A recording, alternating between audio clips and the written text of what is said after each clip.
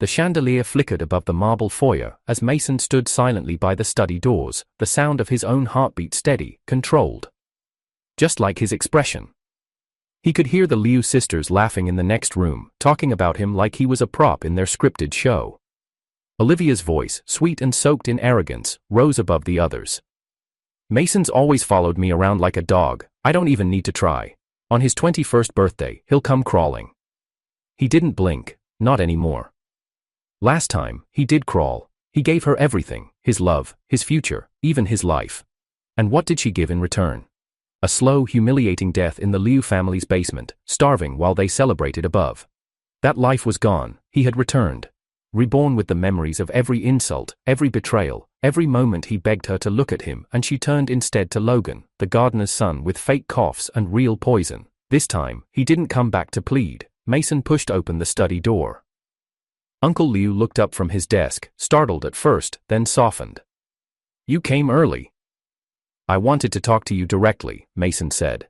His tone was flat, controlled, so different from the desperate boy this family remembered. The old man nodded. "As you know, your birthday's approaching. The Liu family tradition remains. You'll choose one of my daughters to marry, and she will inherit everything." Mason didn't hesitate. "That's why I came." Behind him, the door creaked. He didn't need to turn, he knew the sisters were there. Olivia in the center, her smile full of confidence. Alicia poised with her cold elegance. Maria pretending not to care, and Emma, the one they all ignored, stood quietly at the back, her head slightly lowered.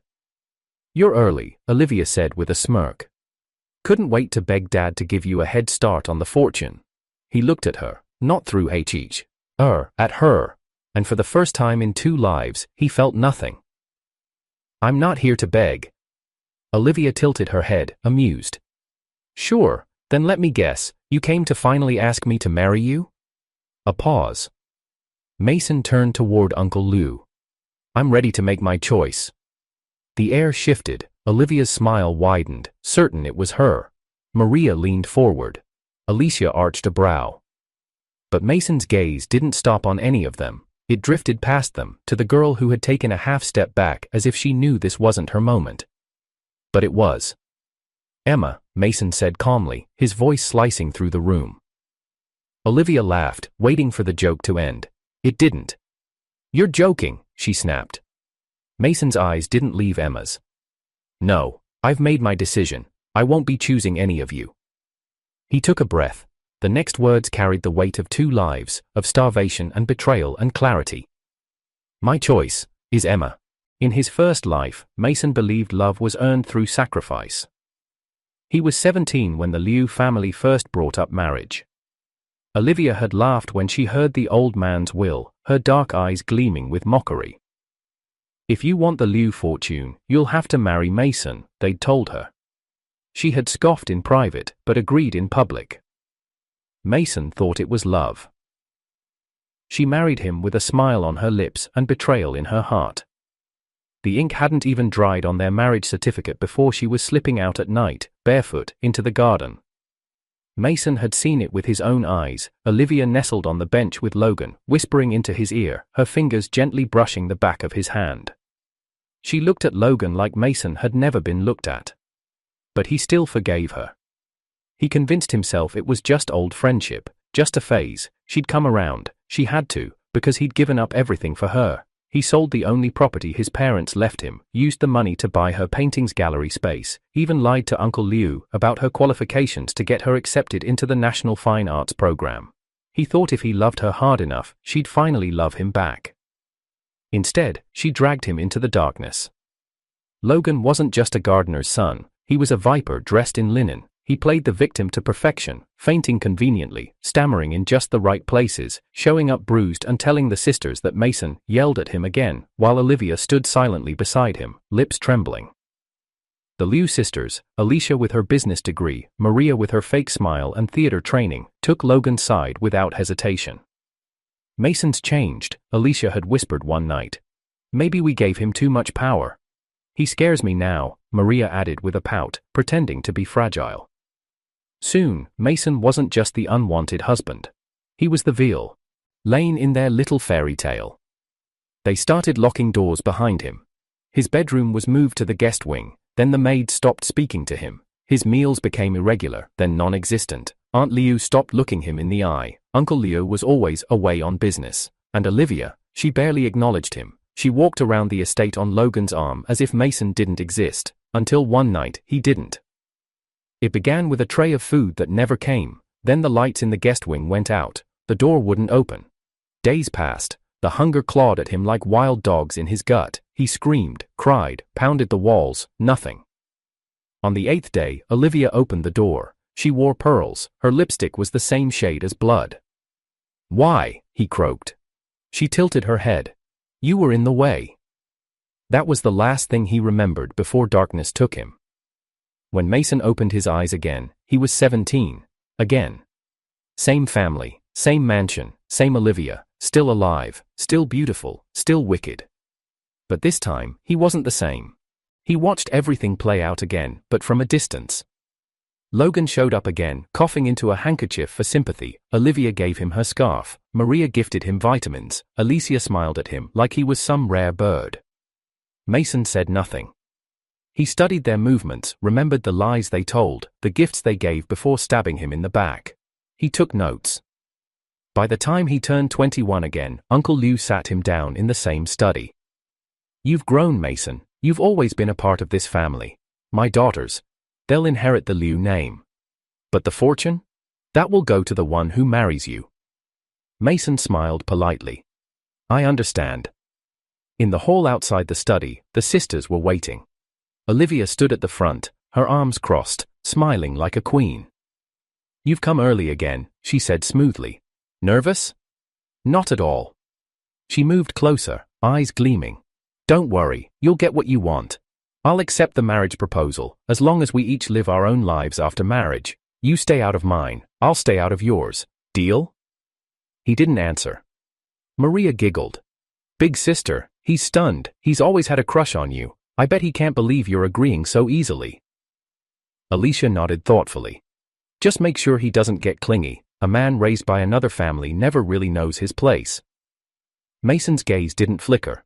He walked into the living room, where Uncle and Aunt Liu had gathered the family to begin birthday preparations. "We'll have the banquet on Sunday," Uncle Liu said, "and we'll announce your engagement that night. Olivia, you're fine with that?" "Of course," she said without hesitation, already turning to Mason. "I hope you've prepared a proper ring." Mason stood up slowly, calm. "Actually, I already have someone I like."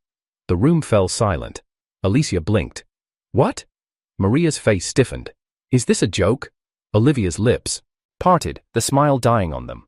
"You must be joking. You think I'd believe you like someone like her?" Mason didn't look at her. He didn't need her to believe it. He just needed her to know, this time, she wasn't getting away with anything. The marble floor gleamed beneath Mason's feet as he stepped into the banquet hall. A giant banner hung above, "Happy 21st birthday, Mason." The room sparkled with warm gold lighting, but the atmosphere was cold, polite, empty. He scanned the crowd, dozens of guests, distant relatives, business partners. None of them were here for him, not really. Across the room, Olivia stood next to Logan, a hand lightly brushing his sleeve. Maria adjusted his collar like he was a porcelain doll, while Alicia leaned in to whisper something near his ear. Logan gave a weak cough and winced dramatically. The three sisters immediately looked worried. Mason poured himself a glass of water and watched them. The sisters hadn't even approached him once since the party started. He didn't mind. He wasn't here to be loved, he was here to be seen. An hour passed. The birthday cake arrived, 4 tiers high, decorated with gold sugar roses and silver fondant leaves. It was a masterpiece, except there was no candle. No "Happy Birthday Mason" on the top. It was generic. Like no one had bothered to customize it. Uncle Liu was busy greeting guests. Aunt Liu looked overwhelmed. The sisters remained glued to Logan's side. Not a single one of them had acknowledged Mason's birthday directly. Still, he waited. Until Alicia finally approached him with a smile that didn't reach her eyes. "We didn't know what to get you this year. You're hard to shop for." She pulled a black card from her clutch and handed it to him. "Just buy something you want." He took it without emotion. "Thanks." Maria joined them next, a bit sheepish. I was going to get you something, I swear, but I've been so busy on set lately. He nodded again. I understand. From behind them, Olivia approached at last, arms crossed, chin slightly lifted. I was going to gift you a limited edition painting, but I figured it's better if you pick your own gift. You're picky after all. Mason tucked the black card into his coat pocket and gave her a look that made her pause. I don't need anything from any of you. Maria blinked. What do you mean? He turned his back on them. Across the hall, Emma stood near the staff exit, holding something small and neatly wrapped. When their eyes met, she flinched and looked down, then quietly placed the gift on a side table and slipped out. No one noticed, except Mason. After the guests dispersed, Mason returned to the quiet hallway outside his old room. Or rather, what used to be his room. He paused outside the door. Laughter came from inside. He pushed it open and saw Logan lying on the bed, a damp cloth on his head, Maria feeding him fruit, Alicia handing him vitamins, and Olivia scolding the maid to adjust the lighting. Logan sat up weakly. I just got a little dizzy. You should rest, Maria said sweetly. I'll make you soup, Alicia offered. You're worrying us, Olivia added. Then her eyes flicked to Mason standing in the doorway. Her smile returned, smug. Need something? He stared at them blankly. This used to be my room. Maria gave a fake laugh. Logan, needed a quiet place, and you weren't using it. Without a word, Mason stepped back and closed the door. Later that night, he opened the drawer in his current room, the tiny spare guest room now assigned to him. Inside were years of things the sisters had given him, old ties, cufflinks, handmade cards, childhood drawings, photos with them labeled in glitter pen, our favorite brother.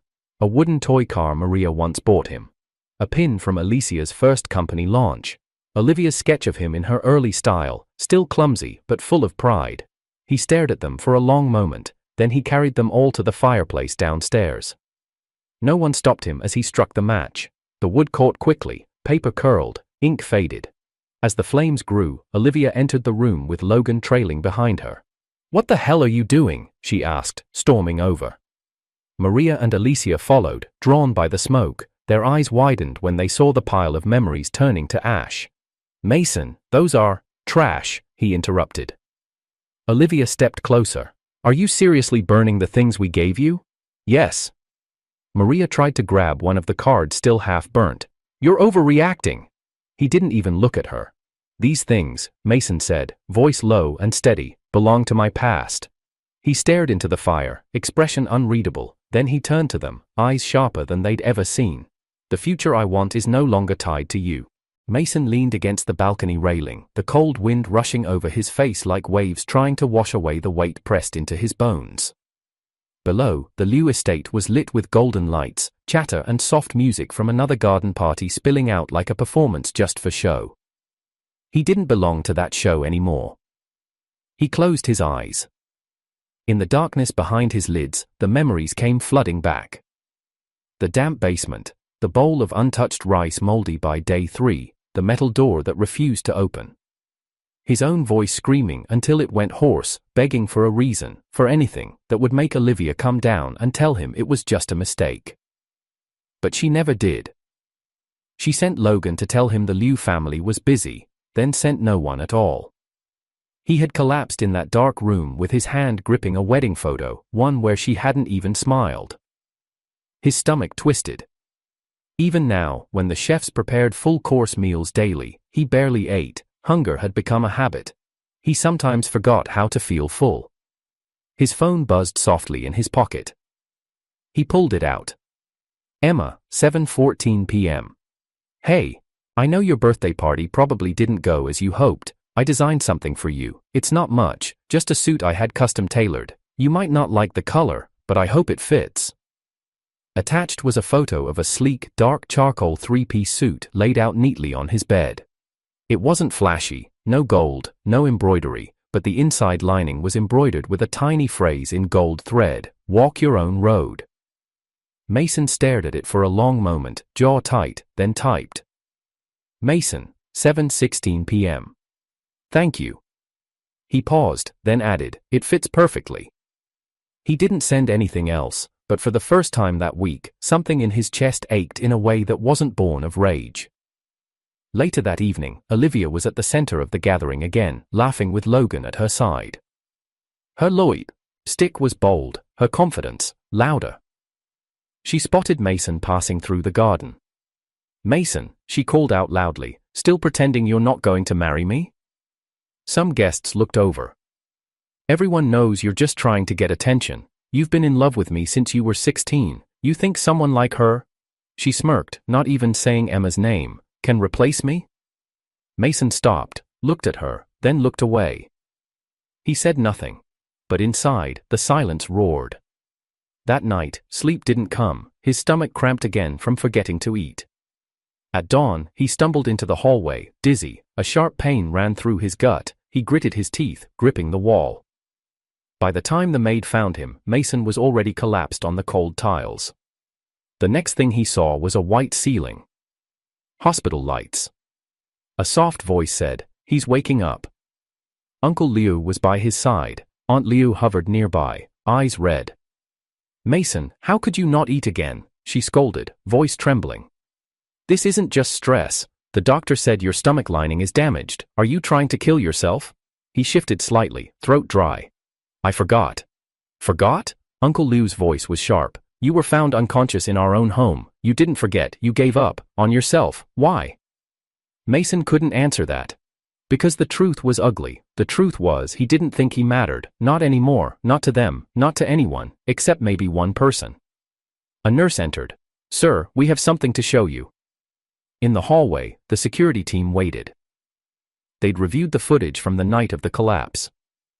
The screen played back a chilling moment, Aunt Wu walking past the kitchen, pouring something from a small bottle into Mason's soup pot. Moments later, Logan stepped into the kitchen, looked around, and smiled, approvingly. Mason stared at the screen, jaw tightening. Uncle Liu's face darkened. "I gave that woman 20 years of my trust. She betrayed more than just you," Mason said coldly. Aunt Liu grabbed his hand, shaking. "Mason, I'm so sorry." He nodded once, then turned to the head of security. "Fire them both, and make sure Logan never steps into the Liu residence again." "Yes, sir." Back in his hospital room, Mason sat up slowly. A new message came through. "Emma, 8:41 a.m.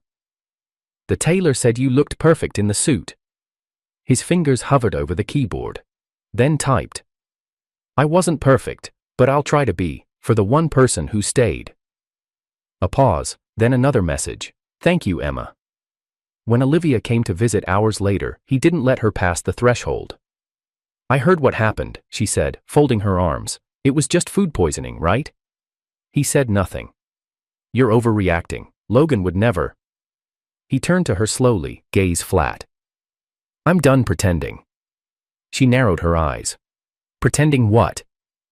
"That you ever cared, that you ever saw me as anything more than a tool." Olivia scoffed. "You think Emma loves you? That sick little charity case?" Mason stood. His voice didn't rise, but it silenced the entire hallway. "This time, I'll protect the one who truly stayed." Olivia flinched. He closed the door on her face. The night air was heavy with fragrance, gardenias, lilacs, the faint smoke of candles, and the Liu estate had never looked more dazzling. Tonight was Mason's 26th birthday, and the entire courtyard had been transformed into a spectacle of lights, strings of pastel golds, blush rose centerpieces, and soft classical music echoing under the stars. But Mason wasn't focused on the celebration. He stared at the message that had just landed on his private device, one encrypted, one only the old Mason would have used. Encrypted message, 7:09 p.m. Confirmed, Olivia, Maria, Alicia, and Logan, all four retain past life memory. Initiation of rebirth. Protocol matches your timeline. You are not the only one who returned. Mason's fingers clenched around the phone. So it was true. They remembered everything too. Their lies, their manipulation, their betrayal. And still, they had chosen to try again. Not to change, but to win. He didn't even flinch when Olivia appeared behind him moments later, her perfume trailing like smoke from a fire already burned. "You've been avoiding me," she said, placing a hand lightly on his arm. "But I understand now." He turned to face her, his expression unreadable. You remember too, don't you? She whispered, her lips just inches from his. You remembered the pain, the hurt, but also, us. That connection. There was no us, Olivia. She flinched, but quickly caught herself with a soft smile. You think that girl loves you, Emma? She didn't even have the courage to speak to you back then. She did more than speak. The words sliced through her like cold steel. She was the only one who reached for me when the door was locked. You were the one who threw the key away. Mason. Olivia's voice trembled, her mask cracking. I can be better. I am better. I've changed. No, he said. You just came back with a head start, but you're still the same. From behind the curtain, soft music began playing. It wasn't a birthday tune, it was a wedding melody. A murmur swept through the guests as Mason walked forward to the center of the stage, under the spotlight. Emma stood at the far end, wearing a soft cream dress, hair tied back with delicate peach ribbon, no makeup, just that quiet strength in her eyes. She looked out of place, almost too humble to belong on the same pedestal. But tonight, she was everything. Mason stood beside her, looked at the crowd, then took a breath. I never got to say this in my last life, he began, voice clear. Because I died before I knew who truly stood by me. The guests stilled. Olivia stepped forward, panic rising. What are you doing? Lou Mother reached out and grabbed Olivia's wrist. Don't embarrass yourself. Mother. But the grip tightened. And on stage, Mason turned to Emma and pulled out a velvet box. In a life where everyone left me in darkness, Mason said, opening it to reveal a ring carved from the Liu family heirloom sapphire, you were the only one who found a light and shared it with me. Emma's breath caught, her lips trembled. I may have been born again, Mason continued, but the one person who made me want to live again is you. The crowd gasped as he lowered to one knee. Emma, will you marry me? Emma didn't speak right away, her eyes shimmered and her lips parted. But instead of a simple yes, she whispered something more. I remembered you before I even knew your name, she said softly. Even as children, when you shared your umbrella in the rain. When you gave your scarf to Alicia, even though you were the one freezing. I always watched you, I always knew you were good. Her hand trembled as she took the ring. I just never had the courage to reach out, until that night. When I heard you were locked away, I tried to help. I snuck water through the cracks in the door. I left the light on even though Aunt Wu said not to, and when they found me... She stopped, voice choking. I'm sorry I couldn't save you. Mason stood, slipping the ring onto her finger. You did save me. He turned then, looking at the crowd, at Olivia, who was frozen, tears gathering but unable to fall. She saved me after you buried me. A silence swept the entire estate. Olivia stumbled back. Logan's expression twisted in fury. The sisters stood motionless. Then, from the top of the stairs, Liu father stepped down. His face was solemn, dressed in ceremonial silk, flanked by two family aides. In light of this declaration, he began, and after careful review of both past and present decisions, I hereby transfer the Liu family inheritance, a louder murmur broke out, to Mason and his future wife, Emma. He walked forward, placing a scroll in Mason's hands.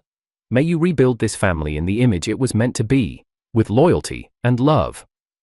Olivia gasped, her mouth hanging open. Maria stepped back, eyes wide. Alicia turned away completely. Logan stormed off. Emma clutched the scroll with trembling fingers. Mason looked around once more. None of you believed I'd walk away, he said quietly. But I didn't walk away. His voice sharpened. I rose. The bells rang low and melodic over the Liu estate, every chime echoing through the ancestral hall like the start of something sacred. Red silk banners fluttered in the golden dusk, embroidered dragons and phoenixes dancing with the wind, and 1,000 lotus lanterns floated gently across the reflecting pool below the ceremonial bridge. Inside the main courtyard, guests had gathered in formal attire, hushed with anticipation. Mason stood at the altar, dressed in a tailored black and ivory ceremonial robe, trimmed with Liu jade. At his side, Emma appeared like a dream. Her gown was simple, embroidered with gardenias and phoenix feathers, her hair pinned with old pearl combs from Liu mother's dowry. Her hand rested gently in Mason's. Then, the doors banged open. Olivia stood in the entrance, wearing white, A western bridal gown, cut low and dramatic, sequins catching the candlelight like shattered glass. Her hair was styled in elaborate curls, veil thrown back, eyes rimmed with dark mascara like smudged war paint. The crowd turned in stunned silence. Mason's jaw locked. Emma's fingers twitched in his grasp. "I object," Olivia said. Her voice rang out, clear as glass. "I object to this farce of a wedding, and I demand to speak." The elders gasped. Lou Father's brow tightened. "You're not on the registry," he said coldly. "I'm blood," Olivia snapped. "And Mason, he was mine first." Emma said nothing. Mason stepped slightly in front of her. "Leave," he said calmly. "You've done enough." But Olivia only smiled, lifting her skirt slightly as she walked up the aisle. "Tell them, Mason," she said, eyes glinting. "Tell them you still remember. Our first kiss, the bracelet I gave you, the way I comforted you when they threw you in the basement." Mason didn't speak. Instead, Emma quietly placed her hand on his shoulder. "She's not here for love." "You think you're better than me?" Olivia hissed. "You were nothing, just a scared little orphan boy they took in, and I was the one who gave you status. You used me," Mason cut in. "And this, coming here in that dress, threatening Emma, that only proves it." "Threaten her?" Olivia laughed. "You think I'd—" She moved suddenly, her hand shot out, fast, glittering, something sharp gripped in her palm. Emma gasped. Mason spun. Glass. A jagged shard from the champagne tower, clutched in Olivia's trembling hand. Mason shielded Emma with his body. The glass sliced across his arm as Olivia lunged, catching flesh and fabric both. Blood soaked into his sleeve. The crowd surged forward, gasps, screams. Lou Father shouted for the guards, but Mason didn't cry out. He just stood, holding Emma tighter behind him. Then another voice rang out. "Olivia!" "Logan!" He strode forward, hair slicked, dressed in silver and navy, his expression almost triumphant. "Enough," he said, smiling thinly. "You've lost him." Olivia panted, hand still shaking. Logan stepped forward and dropped to one knee. "Then choose me," he said. "I always knew you were dangerous, that you had ambition. That's what I love about you." He pulled out a diamond ring. "Marry me, Olivia." Silence. Then, slap. Olivia's hand cracked across his cheek. "You disgusting parasite," she snapped. "You think I want you? You followed me like a dog through 2 lives." Logan's face twisted with humiliation as he staggered back. "You think this was ever about love?" Olivia shouted, looking around. This was about the Liu family inheritance. I deserved it, I still do." Her voice grew shrill. "You all just sat and watched while Mason got handed my legacy." Emma stepped forward then, her voice soft but firm. "No, Olivia," she said, "you were given every chance, and you destroyed every one." She turned to the crowd. "I didn't plan to speak today, but I can't let this continue." She pulled a file from her sleeve, handed it to Lou Father's assistant. "These are Alicia's records, 3 years of academic fraud, paid proxies, the university confirmed it 2 weeks ago." Murmurs broke out. "And Maria," Emma continued. "She's been hiding her debt. She borrowed the Liu family name to run a gambling circle. The proof is on page 5. Olivia's lips curled. "Lies." "And you," Emma finished. "Your entire so-called design career? I tracked the AI tool you used. Every one of your award-winning pieces was auto-generated from pre-built templates. I ran plagiarism checks, 96% match." Olivia's mouth opened. No sound came out. "You don't love Mason," Emma said quietly. "You only love being seen with him." Lou Father stood up, veins visible across his neck. He walked straight to Olivia, raised his hand. Slap. The sound cracked through the courtyard. "You shame this family," Lou Father said. He turned to the guards. "Escort her out. Do not let her return without my summons." "No, wait, Father!" Olivia screamed, heels dragging on the stone tiles as 2 guards grabbed her arms. "I was the heir. This was mine. You'll regret this. I swear, you'll—" The doors slammed behind her. Silence fell again, then Mason turned Ned slowly to Emma. His arm still bled, but he didn't seem to care. The priest hesitated, unsure whether to continue, but Mason took Emma's hand again. "I'm sorry," he whispered. "You didn't deserve to be dragged into this." Emma squeezed his fingers. "We walk forward together. That's all that matters now." The priest, gently nodding, resumed the ceremony. At the altar, as the final rites were read, the elder council stood behind them in recognition, and with one final gesture, Liu father himself placed the ceremonial jade seal, the mark of inheritance, into Mason's hands. The family heirloom was now his. And hers. Mason slipped the ring onto Emma's finger. His hand trembled just slightly, from pain or emotion, no one could tell. Then he whispered, "I'll only protect her. For the rest of my life." 5 months later.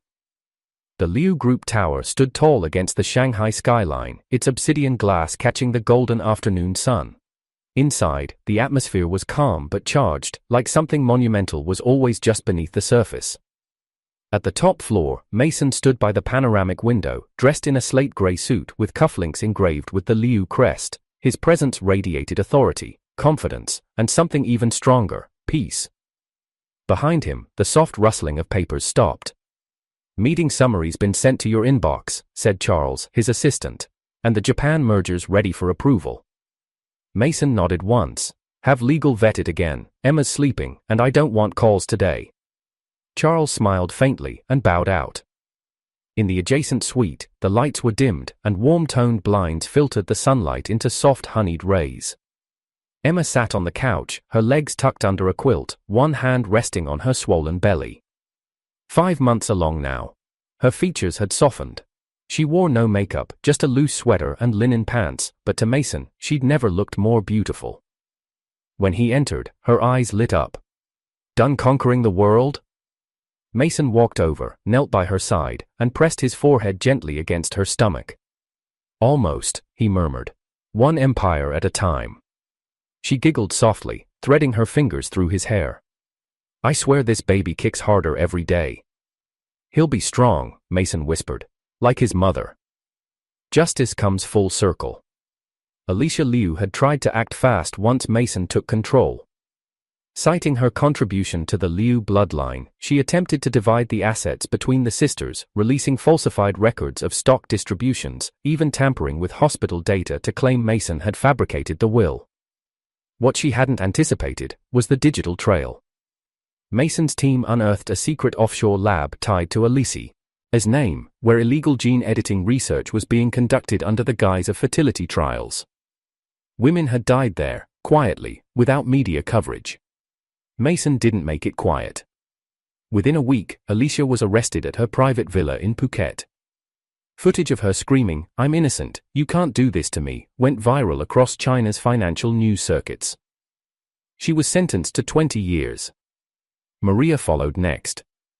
Unlike Alicia, Maria tried the subtle route, leaking rumors, framing Mason for embezzlement, whispering through fake accounts about a cover-up in the Liu inheritance trial.